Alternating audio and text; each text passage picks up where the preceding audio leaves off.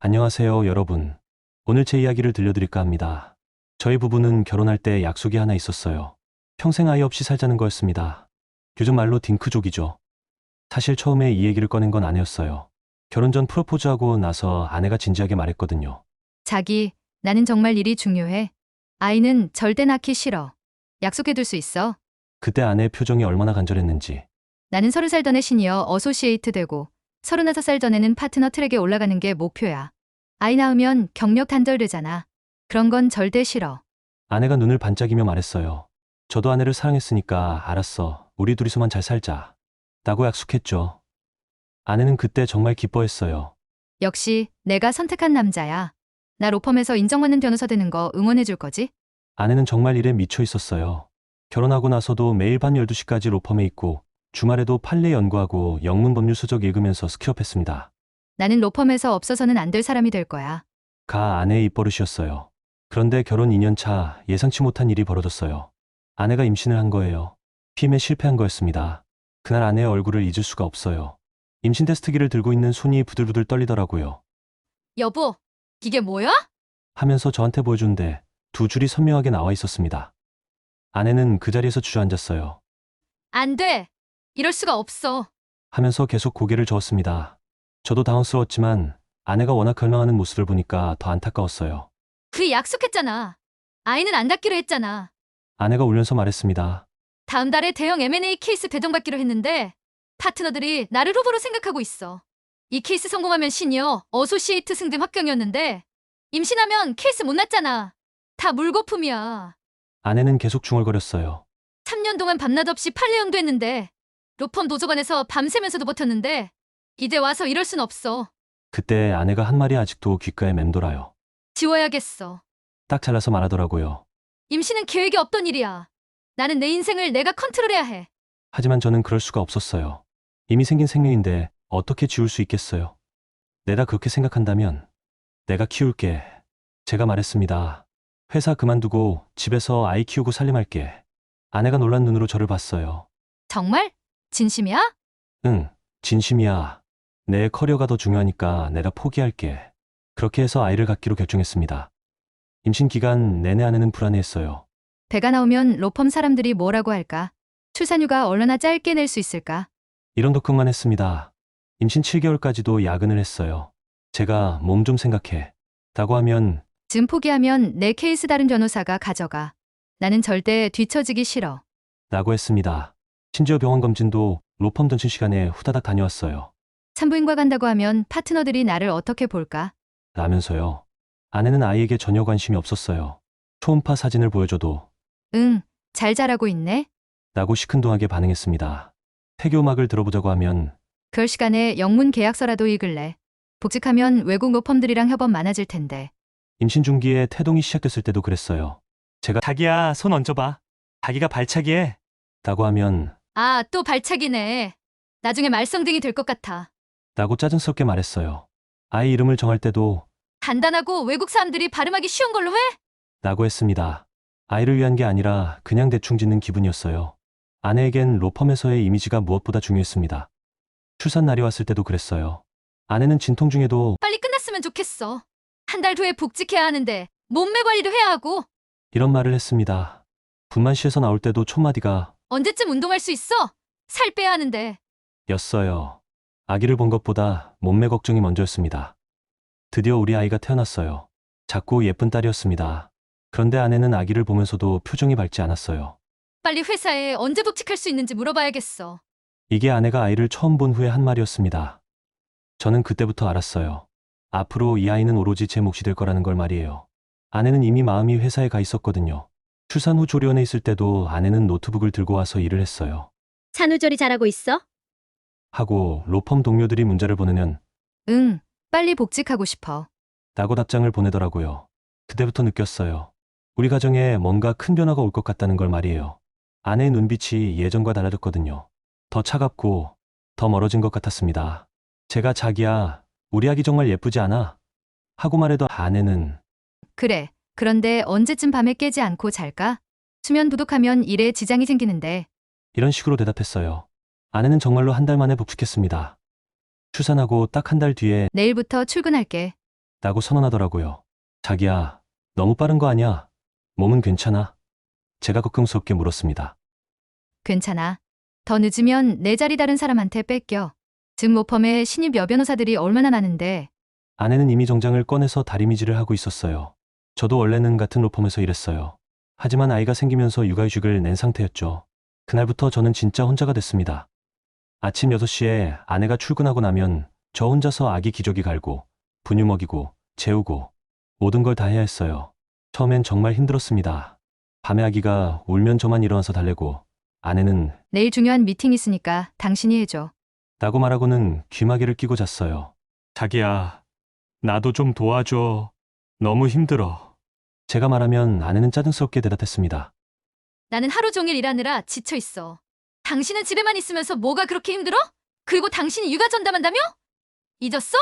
아내 눈에는 육아가 일도 아니었나 봐요. 그냥 집에서 놀고 있는 걸로 생각하는 것 같았습니다. 그런데 정말 이상한 건 아내가 아이를 보는 시간이 점점 줄어들었다는 거예요. 처음에는 출근하기 전에라도 아기 얼굴을 보고 갔는데 나중에는 그마저도 안 했어요. 우리 딸 오늘 처음으로 소리 냈어. 제가 기뻐서 말하면 그래? 나중에 봐야겠네? 하면서 노트북만 쳐다보고 있었습니다. 저녁 때가 되면 더 심했어요. 아내는 회사에서 돌아와도 바로 방으로 들어가서 일을 계속했어요. 오늘 하루 어땠어? 하고 물어봐도 피곤해 나중에 얘기해. 라는 대답만 돌아왔습니다. 그러다가 밤 10시, 11시가 되면 전화가 오기 시작했어요. 처음에는 단순한 업무 전화인 줄 알았어요. 여보세요? 네, 박 변호사입니다. 아내가 평상시처럼 전화를 받더라고요. 아, 진우 씨. 그 계약서 조항 말이죠. 네네, 내일 아침에 검토해 드릴게요. 처음에는 아무렇지도 않게 거실에서 통화를 했어요. 그냥 후배가 업무 대답하는 거니까요. 처음에는 아무렇지도 않게 거실에서 통화를 했어요. 그냥 후배가 업무 질문하는 거니까요. 그런데 시간이 지나면서 전화가 더 자주 오기 시작했어요. 거의 매일 밤 같은 시간이에요. 그리고 통화 시간도 점점 길어지면서 아내가 슬슬 다른 방으로 가서 문을 닫고 통화를 하기 시작했어요. 왜 다른 방에서 해? 제가 물어보면 아기 깰까봐 그래. 하고 대답했어요. 아, 맞네요. 우리 아기가 잠든 시간이니까 조용히 하는 게 맞죠. 아내가 정말 세심하네요. 저는 고개를 끄덕였습니다. 통화 시간이 1시간씩 길어져도 저는 될 생각이 없었어요. 케이스가 복잡한가 보네. 고생 많다. 그냥 이렇게 생각했죠. 자기야, 진우 전화가 참 자주 오네? 제가 말하면 아내는 요즘 어려운 케이스라서 그래. 진우 씨도 아직 경험이 부족하니까. 하고 대답했어요. 아, 그런 거구나. 역시 우리 아내는 후배를 잘 챙겨주는 좋은 선배예요. 저는 오히려 대견했습니다. 가끔 진우가 집에 놀러 오기도 했어요. 예전처럼 편하게 말이죠. 그럴 때면 아내가 저한테 심부름을 시키곤 했습니다. 자기야, 맥주 떨어졌네. 편의점에서 좀 사다 줄래? 아, 그리고 안주도 좀. 저는 후배가 왔는데 빈손으로 있을 수는 없다고 생각해서 기꺼이 나가곤 했어요. 그때는 정말 몰랐어요. 제가 심부름을 다녀오는 그 짧은 시간 동안 무슨 일이 벌어지고 있는지. 저는 그저 아내가 제 후배를 잘 챙겨주는 것에 감사할 뿐이었습니다. 우리 가정에 서서히 스며드는 냉기의 정체가 뭔지도 모른 채로 말이에요. 그렇게 몇 달이 지났습니다. 저는 육아에 완전히 적응했고 아내는 로펌에서 더욱 바빠졌어요. 진우와의 업무 상담도 계속되고 있었고요. 어느 날 밤 아기가 갑자기 열이 나서 응급실에 가야 했어요. 새벽 2시쯤이었는데 아내는 깊게 잠들어 있었습니다. 자기야, 우리 딸 열이 너무 높아. 병원 가야 할 것 같아. 제가 아내를 깨웠어요. 응. 뭐? 아내가 비몽사몽 대답했어요. 당신이 데려가. 나는 내일 중요한 미팅이 있어서. 결국 저 혼자 아기를 데리고 병원에 갔습니다. 다행히 큰 문제는 없었지만 새벽 5시가 되어서야 집에 돌아왔어요. 피곤해서 그대로 소파에서 잠이 들었는데 아침 7시에 아내의 목소리에 깨어났어요. 응, 진우 씨. 어제 말한 계약서 검토 완료했어요. 아내가 벌써 전화를 받고 있더라고요. 이상했어요. 아기는 밤새 아파서 응급실에 있었는데 아내는 아무렇지도 않은 듯 일을 하고 있다니요. 그날 저녁 진우가 집에 놀러 왔어요. 후배를 보니까 반가웠습니다. 형, 정말 고생 많으세요. 아기 키우는 거 쉽지 않죠? 진우가 말했어요. 그럼 진짜 힘들어. 그런데 너는 요즘 어때? 일은 잘 돼가고? 네, 덕분에 잘하고 있어요. 박 변호사님이 많이 도와주셔서요. 진우가 아내를 보며 말했어요. 그때 아내가 또 심부름을 시켰어요. 자기야, 진우 씨 오신 김에 치킨이라도 시켜 먹자. 근데 집에 콜라가 없네. 편의점에서 음료수 좀 사와 줄래? 아, 그리고 진우 씨가 좋아하는 과자도 있잖아. 그것도. 그냥 배달할 때 같이 시키면 되는데 배달할 때 시킬 수 있는 과자가 아니어서 그래. 진우 씨가 좋아하는 과자가 따로 있잖아. 부탁해. 아내가 미소 지으며 말했어요. 저는 별 생각 없이 음료수와 간식을 사러 나갔습니다. 편의점까지는 걸어서 10분 정도 걸리는 거리였어요. 그런데 편의점에서 진우가 좋아하는 과자를 찾다가 시간이 좀 걸렸어요. 이것저것 골라서 사니까 20분 정도 걸린 것 같아요. 집 앞에 도착했는데 뭔가 이상했어요. 거실 불이 꺼져 있더라고요. 문을 열고 들어가니까 아내와 진우가 거실 소파에 너무 가까이 앉아 있었어요. 제가 문을 여는 소리에 깜짝 놀란 것처럼 확 떨어져 앉더라고요. 벌써 왔어? 아내가 당황한 표정으로 말했어요. 응, 과자 사느라 좀 늦었어. 그런데 왜 불을 껐어? 아기야 자고 있어서 눈부실까봐 껐어요. 진우가 대신 대답했어요. 아, 그렇구나. 역시 배려심이 많은 친구네요. 그런데 뭔가 어색한 분위기가 감돌았어요. 아내도 진우도 왠지 어색해 보였거든요. 킨 시킬까? 제가 말했지만 분위기는 여전히 이상했어요. 아, 저는 급한 일이 생겨서 가봐야겠어요. 진우가 갑자기 일어나며 말했어요. 에? 치킨 먹고 가지 그래? 아니에요. 정말 급해서요. 다음에 꼭 뵐게요. 진우가 서둘러서 나갔어요. 아내도 진우 씨, 조심히 들어가세요. 라고 말하며 현관까지 따라 나갔어요. 진우가 간 후에 아내에게 물어봤어요. 뭔가 이상하지 않았어? 진우 표정이 좀 어색했던 것 같은데. 그래? 별로 그런 것 같지 않았는데. 원래 진우 씨가 좀 내성적이잖아. 아내가 대수롭지 않게 말했어요. 그건 그런데 자기도 뭔가 어색해 보였어. 내가? 왜? 그냥 평소와 똑같았는데. 아내가 웃으며 말했어요. 그런가? 제가 너무 민감하게 생각한 건가요? 그날 밤에도 진우에게서 전화가 왔어요.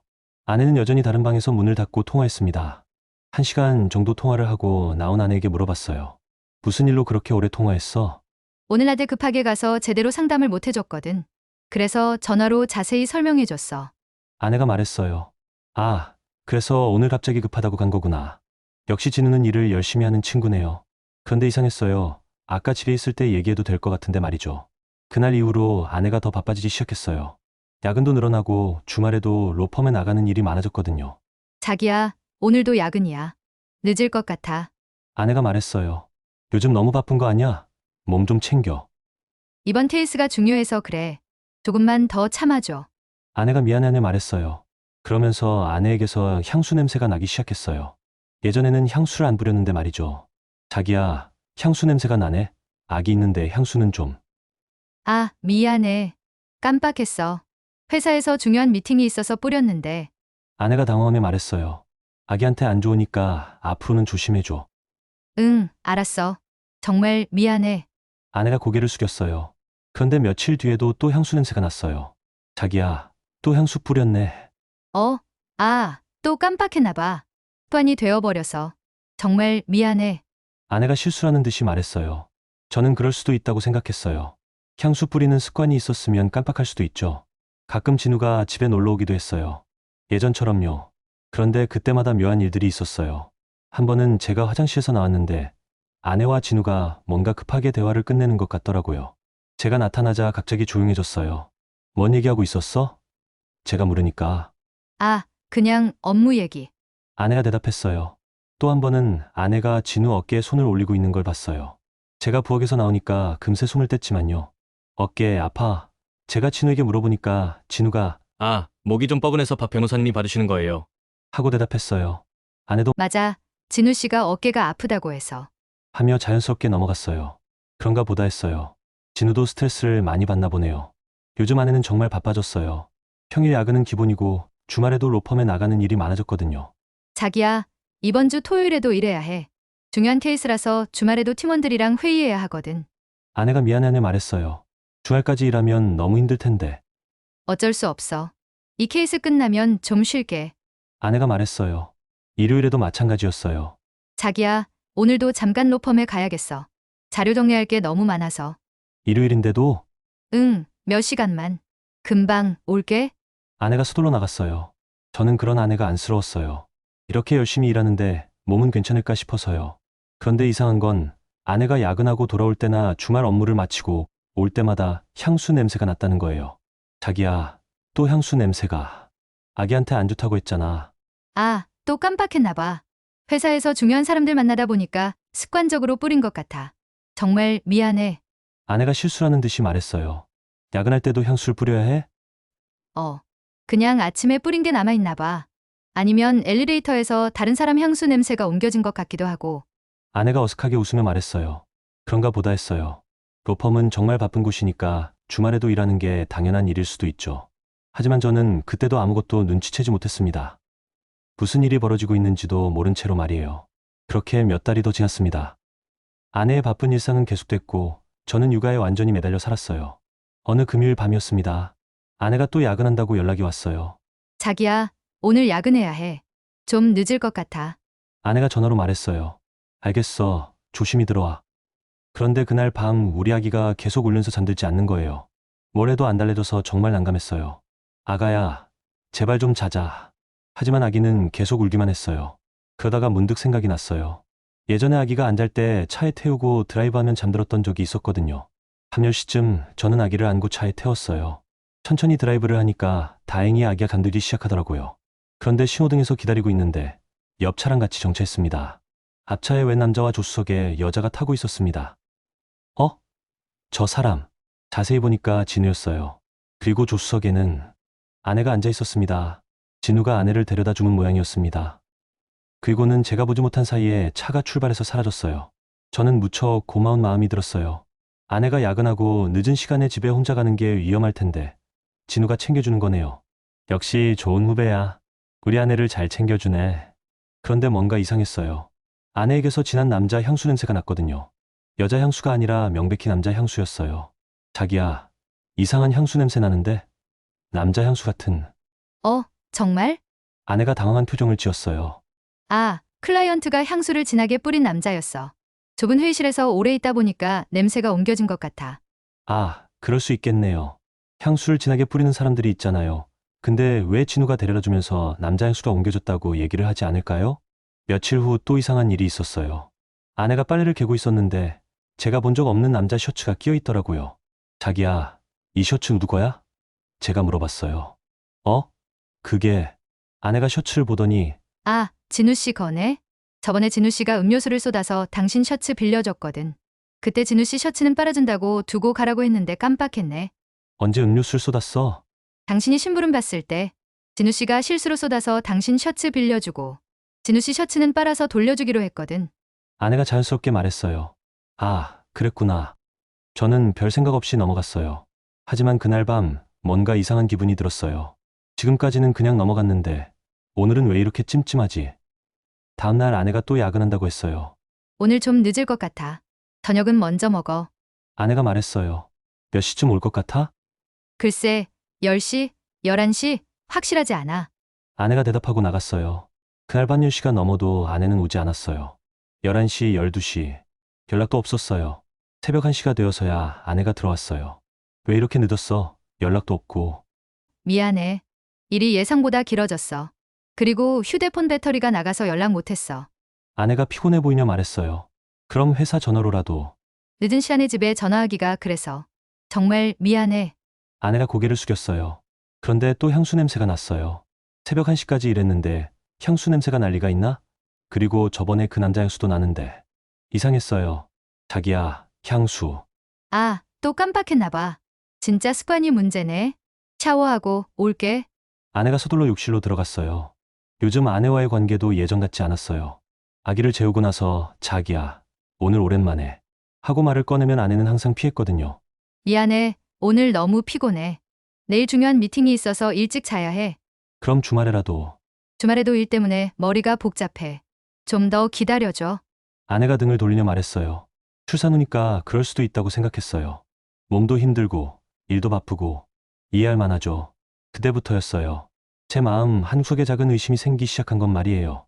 남자 향수 냄새, 진우의 셔츠, 새벽까지 이어지는 야근들. 하나하나는 설명이 가능한 일들이었어요. 하지만 이런 일들이 계속 쌓이니까 뭔가 이상한 기분이 들기 시작했어요. 설마. 아니야. 내가 너무 예민하게 생각하는 거야. 저는 그런 생각을 떨쳐내려고 했어요. 아내를 의심하는 제 자신이 싫었거든요. 그런데 며칠 후 결정적인 일이 벌어졌습니다. 아내가 샤워하고 있을 때 아내의 가방에서 휴대폰 알림음이 계속 울렸어요. 중요한 연락일 수도 있다고 생각해서 가방을 열어봤어요. 그리고 그 순간 제 눈을 의심했습니다. 휴대폰 화면에 떠있는 메시지 미리 보기를 보고 말이에요. 진우 씨, 오늘 당신과 함께한 시간이 너무 소중했어. 형한테는 메시지의 전체 내용을 보기 전에 아내가 샤워를 마치고 나올 것 같아서 황급히 가방을 닫았어요. 그런데 그 한 줄만으로도 충분했어요. 제 머릿속이 하얘졌거든요. 당신과 함께한 시간이 소중했다는 말이 업무 관련 메시지에서 나올 수 있는 말인가요? 그리고 형한테는 이라는 건 저한테는 비밀이라는 뜻인가요? 그날 밤 저는 잠을 이룰 수 없었어요. 아내 옆에 누워있으면서도 온갖 생각들이 머릿속을 스쳐 지나갔어요. 설마, 정말 설마. 하지만 이제는 더 이상 모른 척할 수 없을 것 같았어요. 뭔가 확인해봐야 할 것 같았습니다. 그 메시지를 본 이후로 제 마음은 편할 날이 없었어요. 당신과 함께한 시간이 소중했다. 형한테는 아무리 생각해봐도 업무 관련 메시지가 아니었어요. 하지만 확실히 알고 싶었어요. 혹시 제가 잘못 본 건 아닐까, 다른 의미일 수도 있지 않을까 하고 말이에요. 며칠 뒤 기회가 왔어요. 아내가 샤워하고 있을 때 또 휴대폰에 메시지가 왔거든요. 이번에는 좀 더 자세히 봐야겠다고 생각했어요.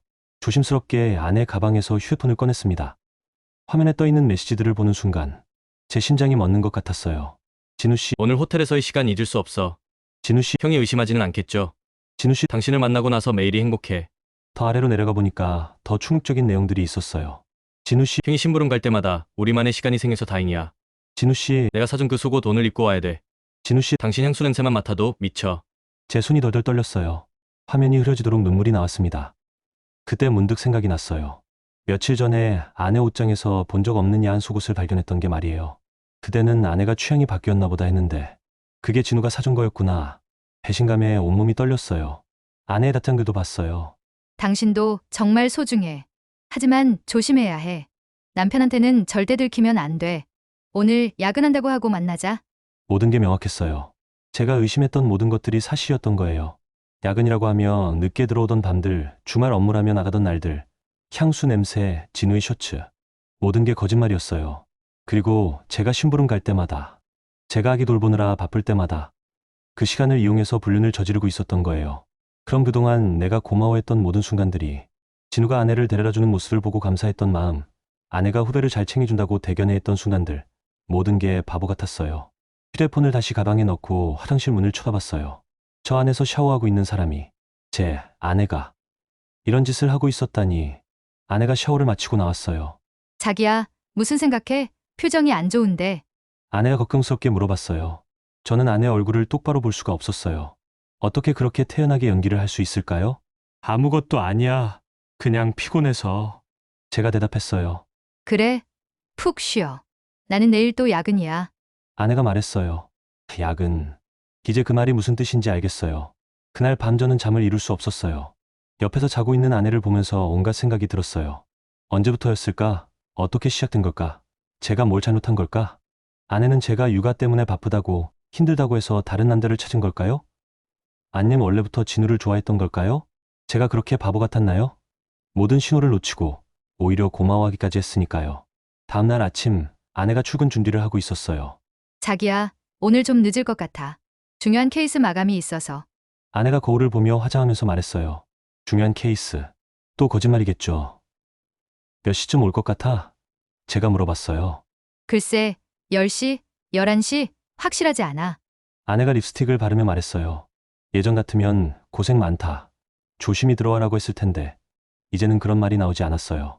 아내가 나간 후 저는 하루 종일 멍하니 있었어요. 아기를 돌보면서도 계속 생각났어요. 이제 어떻게 해야 하지? 아내에게 직접 물어볼까? 하지만 발뺌할 게 뻔하잖아요. 아니면 진우에게 전화해볼까? 그것도 소용없을 것 같고. 그때 문득 생각이 났어요. 확실한 증거가 필요하다는 걸 말이에요. 휴대폰 메시지만으로는 부족할 수도 있어요. 아내가 지워버릴 수도 있고 변명할 수도 있으니까요. 더 확실한 증거를, 현장을 직접 봐야겠다고 생각했어요. 그날 밤 아내가 야근한다고 하고 나간 후 저는 결심했습니다. 더 확실한 증거를 잡아야겠다고 생각했어요. 메시지에서 봤듯이 그들은 제가 심부름 갈 때마다 우리 집 안방에서 뭔가를 하고 있을 거예요. 다음날 저는 인터넷에서 작은 홈캠을 주문했어요. 며칠 후에 도착하자마자 아내가 출근한 틈에 안방 옷장 위쪽 굳은 곳에 몰래 설치했어요. 잘 보이지 않는 곳이지만 침대는 다 보이는 각도였어요. 일주일 정도 후 진우가 또 집에 놀러 왔어요. 자기야, 음료수랑 간식 좀 사와 줄래? 진우 씨가 좋아하는 과자도. 아내가 또 같은 핑계로 저를 내보냈어요. 이번에는 알고 있었어요. 저들이 뭘 하려는지 말이에요. 평소보다 천천히 다녀왔어요. 30분 정도 후에 돌아왔는데 아내와 진우는 거실에서 자연스럽게 대화하고 있었어요. 어서 와. 오래 걸렸네. 아내가 태연하게 말했어요. 결제하는데 줄이 길어서 시간이 좀 길었어. 제가 대답했어요. 그날 밤 진우가 간 후에 몰래 홈캠 영상을 확인했어요. 그리고 제가 나간 지 5분도 안 돼서 두 사람이 안방으로 들어가는 걸 봤어요. 그 다음에 벌어진 일들은 차마 말로 표현하기 어려워요. 제가 가장 사랑했던 아내가 제가 가장 아꼈던 후배와 함께 우리 침대에서 영상을 보는 내내 온몸이 떨렸어요. 분노와 배신감과 절망감이 동시에 밀려왔어요. 기재 완벽한 증거가 있었어요. 그들이 부정할 수 없는 결정적인 증거가 말이에요. 30분 후에 아내가 들어왔어요. 자기야, 아직 안 잤어? 오늘 정말 힘들었어? 아내가 피곤한 척 연기하며 말했어요. 정말 힘들었을 거예요. 다른 남자와 우리 침대에서 시간을 보내는 게 말이에요. 응, 금방 들어왔네. 일 잘 됐어. 제가 최대한 평정심을 유지하며 물어봤어요. 그럭저럭. 샤워하고 올게. 아내가 욕실로 들어갔어요. 또 샤워를 하는군요. 다른 남자의 흔적을 지우려고 말이에요. 그날 밤 저는 아내 옆에 누워있으면서 생각했어요. 기재 어떻게 할까? 모든 증거가 다 있어요. 휴대폰 메시지, 홈캠 동영상까지. 하지만 정말 이렇게 끝나는 건가요? 우리 결혼이, 우리 가정이. 옆에서 자고 있는 우리 딸을 보니까 마음이 더 아팠어요. 이 아이는 뭔 잘못인데 이런 일을 겪어야 할까요?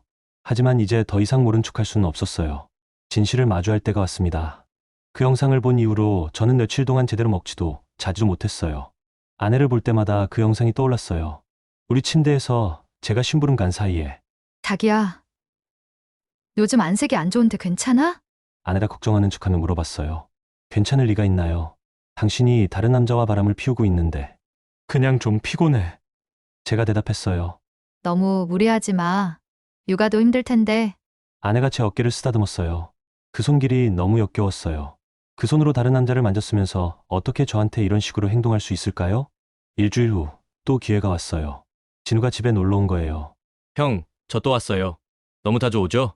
진우가 환하게 웃으며 말했어요. 보기만 해도 화가 났어요. 어떻게 그렇게 태연하게 제 앞에서 연기를 할 수 있을까요? 자기야, 음료수 떨어졌네. 편의점에서 좀 사와 줄래? 아내가 또 같은 수법을 썼어요. 이번에는 나가는 척하고 돌아와서 직접 현장을 덮치기로 했어요. 더 이상 참을 수 없었거든요. 알겠어. 금방 다녀올게. 제가 말하고 나갔어요. 5분 정도 지나서 조용히 다시 집으로 들어갔어요.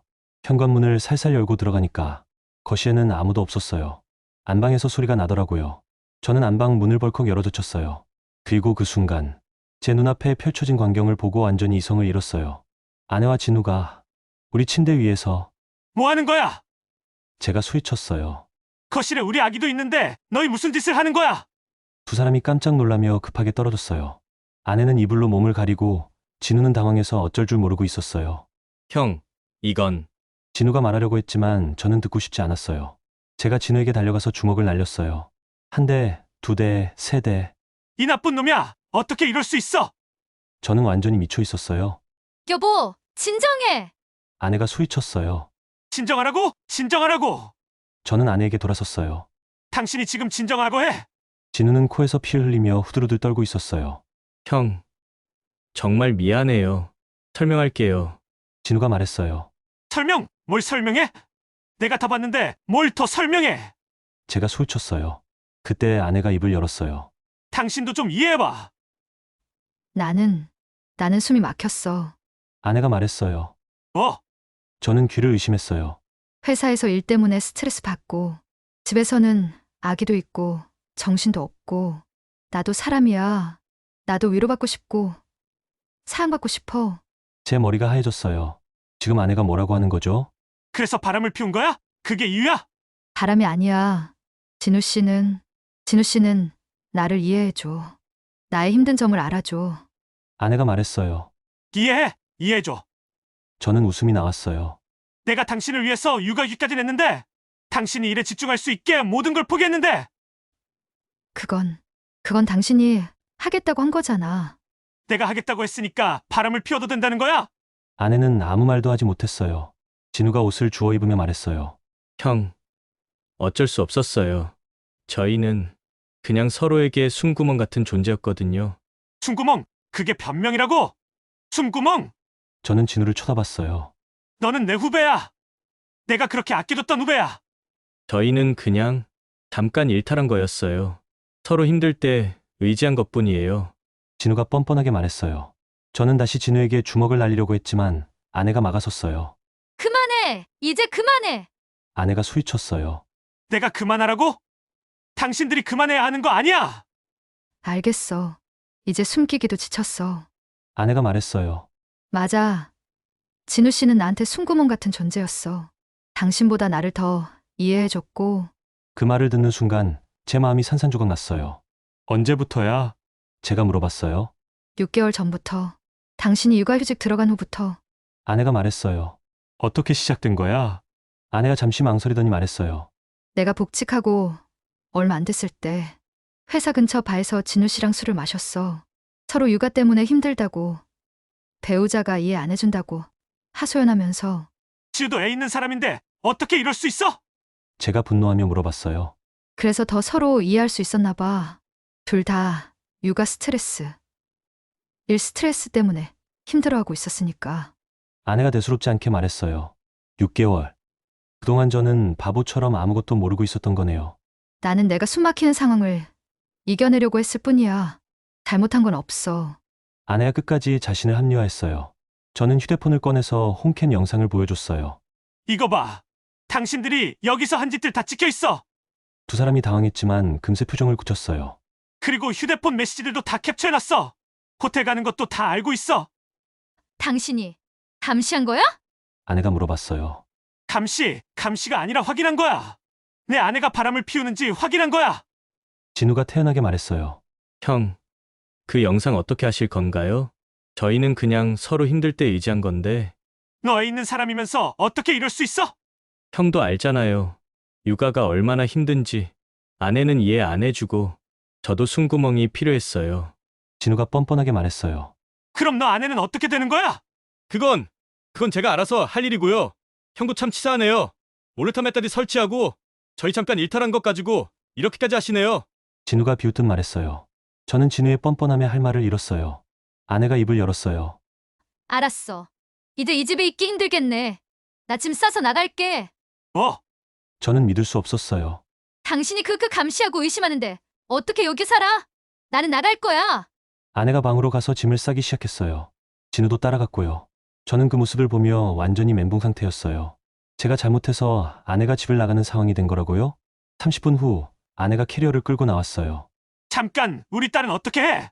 제가 다급하게 물어봤어요. 딸은 당신이 키워. 나는 내 인생을 살 거야. 당신이 키우겠다고 했잖아. 그때처럼 계속 키워. 아내가 차갑게 말했어요. 진우가 아내 짐을 들어주며 말했어요. 형, 저희는 그냥 서로 힘들 때 의지한 거거든요. 뭐 그렇게 큰일도 아니고, 저도 집에서는 아무도 이해 안 해주니까요. 너 아내한테는 뭐라고 할 거야? 그건 제가 알아서 하죠. 어차피 저희 집도 상황이 좋지 않아서요. 진우가 무책임하게 말했어요. 그리고 두 사람은 그렇게 나가버렸어요. 저는 빈집에 혼자 남았어요. 아기만 빼고 말이에요. 그 순간 제 분노가 폭발했어요. 온몸이 떨렸어요. 저런 짐승 같은 것들이. 저는 바닥에 주저앉아서 치를 떨었어요. 끝까지 사과도 안 하고 오히려 제가 잘못한 것처럼 만들고 아이까지 버리고 나가버리다니. 좋아. 그럼 나도 각오하고 하자. 저는 그들에게 절대 용서할 수 없는 복수를 해주기로 마음먹었어요. 제가 받은 모든 상처와 치욕을 그대로 돌려줄 거예요. 아내와 진우가 나간 후 저는 며칠 동안 정말 힘들었어요. 아이 혼자 돌보는 것도 힘들었지만 무엇보다 배신감과 분노가 저를 미치게 만들었어요. 저들이 그렇게 나올 줄은 몰랐네. 사과도 없이 오히려 제가 잘못한 것처럼 만들고 아이까지 버리고 가다니. 정말 인간 이하의 짓거리였어요. 하지만 저는 가만히 있을 사람이 아니었어요. 며칠 동안 계획을 세웠어요. 저들에게 제대로 된 대가를 치르게 해주겠다고 말이에요. 먼저 진우 아내에게 연락했어요. 진우 아내와는 몇 번 만난 적이 있었거든요. 회사 행사나 모임에서 말이에요. 안녕하세요. 진우 아내분이시죠? 저 김땡땡입니다. 진우 직장 선배요. 안녕하세요. 무슨 일이세요? 혹시 시간 되실 때 잠깐 만나볼 수 있을까요? 진우에 관해서 꼭 말씀드릴 게 있어서요. 진우 아내는 뭔가 이상하다는 듯 물어봤어요. 무슨 일인데요? 전화로는 좀 어려운 얘기라서요. 직접 뵙고 말씀드리고 싶어서요. 결국 진우 아내와 만나기로 했어요. 이틀 후 카페에서 진우 아내를 만났어요. 정말 힘든 얘기인데 진우에 관해서 알려드릴 게 있어서요. 제가 조심스럽게 말을 꺼냈어요. 도대체 무슨 얘기인가요? 진우 아내가 불안해하며 물어봤어요. 저는 휴대폰을 꺼내서 홈캠 영상의 일부를 보여줬어요. 물론 중요한 부분만 잠깐이요. 진우 아내의 얼굴이 새하얘졌어요. 이게 뭐예요? 진우와 제 아내가 불륜을 저질렀어요. 제가 단호하게 말했어요. 진우 아내가 떨리는 목소리로 물어봤어요. 언제부터였나요? 6개월 전부터인 것 같아요. 저도 며칠 전에 알게 됐어요. 진우 아내는 그 자리에서 울음을 터뜨렸어요. 저도 뭔가 이상하다고 생각했어요. 요즘 남편이 늦게 들어오고 휴대폰도 숨기고. 하지만 설마 했는데 알려드려야 한다고 생각했어요. 당신도 알 권리가 있으니까요. 진우 아내가 물어봤어요. 그래서 지금 어떻게 된 거예요? 저희 아내는 집을 나갔어요. 아이까지 버리고요. 진우 아내의 분노가 폭발했어요. 뭐라고요? 우리 애는 어떻게 되는 거예요? 진우 씨는 어떻게 한다는 거예요? 그러게요. 앞으로는 어떻게 할지. 정말 어이없는 일이죠. 그날 저는 진우 아내에게 모든 증거를 넘겨줬어요. 휴대폰 메시지 캡처, 홈캠 영상. 모든 걸 말이에요. 이걸로 이혼 소송에서 유리한 고지를 점하실 수 있을 거예요. 위자료나 양육권에서 말이에요. 진우 아내는 눈물을 흘리며 말했어요. 고맙습니다. 정말 고맙습니다. 만약 몰랐다면 계속 바보처럼 당했을 뻔했네요. 다음 단계는 직장이었어요. 저는 로펌의 사내 게시판에 글을 올렸어요. 익명으로요. 사내 불륜 고발합니다. 박땡땡 변호사와 김땡땡 변호사가 불륜 관계입니다. 증거 자료 있습니다. 그리고 홈캠 영상의 일부와 메시지 캡처 사진들을 첨부했어요. 물론 선정적인 부분은 모자이크 처리했지만 충분히 알아볼 수 있을 정도로요. 로펌은 금세 발칵 뒤집혔어요. 변호사들 사이의 불륜, 그것도 기혼자끼리의 불륜이라니. 법조계에서는 치명적인 스캔들이었어요. 며칠 후 아내에게서 전화가 왔어요. 당신이 한 짓이야? 아내가 화를 내며 물어봤어요. 내가 뭘 했는데? 사내 게시판에 그리고 진우 씨 아내한테까지 당신이 한 거 다 알아. 그래서 뭐 잘못된 거라도 있어? 당신이 어떻게 이럴 수 있어? 우리는 서로 위로받고 있었던 건데. 위로, 진우 아내 앞에서도 그런 소리 할 수 있어? 그냥 이탈이라며? 아내는 말문이 막혔어요. 그리고 당신이 먼저 배신한 거 잊었어? 나는 그냥 진실을 알렸을 뿐이야. 며칠 후 더 충격적인 소식이 들려왔어요. 진우가 저를 폭행죄로 고발한 거예요. 제가 현장에서 진우를 때린 걸로요. 거기다 민사로 위자료까지 요구하면서요. 형사재판에서는 벌금 30만 원을 선고받았어요. 민사에서는 위자료 70만 원을 지급하라는 판결이 나왔고요. 총 100만 원을 내야 하는 상황이 됐어요. 판결이 나온 날 저는 은행에 가서 100만 원을 전부 동전으로 바꿨어요. 10원짜리, 50원짜리, 100원짜리. 가장 작은 동전들로 말이에요. 은행 직원들이 이상하게 쳐다봤지만 신경 쓰지 않았어요. 그리고 큰 가방을 들고 진우가 있는 로펌으로 직접 찾아갔어요. 로펌 사무실에 들어가자 직원들이 저를 쳐다봤어요. 진우는 자기 자리에서 업무를 보고 있었고요. 진우야. 제가 큰 소리로 불렀어요. 사무실 안에 모든 사람들이 저를 쳐다봤어요. 진우도 깜짝 놀라며 고개를 들었고요. 형, 왜 여기까지? 벌금이랑 위자료 가져왔어. 저는 큰 가방을 들어 보이며 말했어요. 그리고 진우 책상 앞 바닥에 가방을 쏟아버렸어요. 100만 원어치 동전들이 와르르 쏟아지면서 바닥에 굴러다녔어요. 사무실 순간 조용해졌어요. 모든 직원들이 무슨 일인지 쳐다보고 있었어요. 이거 다 세어서 가져가. 형사벌금 30만 원, 민사위자료 70만 원, 총 100만 원이야. 내가 원하던 거 아니야? 진우의 얼굴이 새빨갛게 달아올랐어요. 동료들이 다 본 앞에서 이런 일이 벌어지니까 어쩔 줄 모르겠는 거예요. 형, 이게 뭐 하는 짓이에요? 뭐 하는 짓? 벌금 주는 거야. 내가 원하던 거 아니야? 다들 보세요. 이 사람이 기혼자면서 다른 기혼자와 불륜을 저질러서 제가 벌금까지 내게 됐네요. 사무실 안이 웅성거렸어요. 동료들이 순순거리기 시작했고요. 진우는 어쩔 줄 모르고 당황했어요. 쏘아지는 동전에 얼굴이 일그러진 진우는 그 자리를 박차고 나갔어요. 몇 주 후 더 좋은 소식들이 들려왔어요. 아내와 진우는 결국 로펌에서 쫓겨났어요. 사내 불륜으로 무리를 일으켰다는 이유로요. 진우 아내는 이혼 소송에서 완승했어요. 위자료도 많이 받고 양육권도 가져갔고요. 아내는 다른 로펌에 이력서를 넣어봤지만 번번이 거절당했어요. 불륜 스캔들이 업계에 다 알려져 버렸거든요. 진우도 마찬가지였고요. 결국 두 사람 다 법조계에서 발붙이기 어렵게 됐어요. 몇 달 후 아내에게서 마지막 전화가 왔어요. 이제 그만해. 제발. 아내가 지친 목소리로 말했어요. 뭘 그만해? 너무 심한 거 아니야? 취하다고? 당신들이 한 짓에 비하면 아무것도 아니야. 나도 힘들어. 일자리도 구하기 어렵고. 그래? 그럼 처음부터 그런 짓 하지 말았어야지. 우리 딸은 잘 지내고 있어? 응, 잘 지내고 있어. 당신이 버린 딸 말이지? 아내는 더 이상 말하지 못했어요. 그리고 이제 나한테 연락하지 마. 당신하고는 할 말이 없어. 그렇게 전화를 끊었어요. 이제 제 곁에는 딸만 남았어요. 하지만 그것만으로 충분해요. 저는 딸에게 모든 사랑을 쏟아주며 살아가고 있어요. 그리고 그 여자가 다시는 우리 앞에 나타날 수 없도록 확실하게 만들어놨고요. 복수는 끝났어요. 그들은 자신들이 저지른 일에 대한 정당한 대가를 치렀어요. 이제 저는 딸과 함께 새로운 시작을 할 거예요. 그 여자와 그 남자 없이도 우리는 행복하게 살 수 있어요. 아니, 오히려 더 행복할 거예요. 왜냐하면 이제는 진짜 믿을 수 있는 사람만 곁에 있으니까요. 우리 딸, 그 아이만이 제가 진정으로 사랑하고 지켜야 할 사람이에요. 그리고 그것으로 충분해요. 제 이야기를 들어주셔서 감사합니다.